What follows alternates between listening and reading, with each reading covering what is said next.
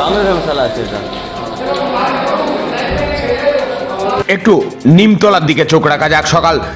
সাত সকালে নিমতলা মহর্ষি দেবেন্দ্রনাথ রোডে কাপড়ের গুদামে আগুন, বিধ্বংসী আগুন। আপনারা সরাসরি সেই ছবি আমরা দেখাচ্ছি এখনো।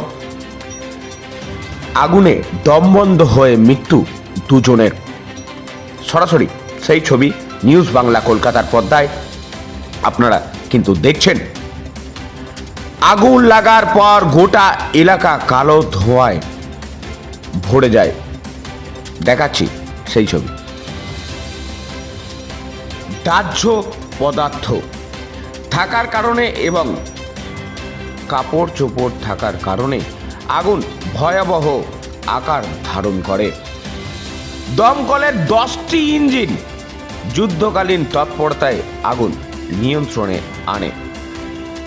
এখন একটু পকেট ফায়ার রয়েছে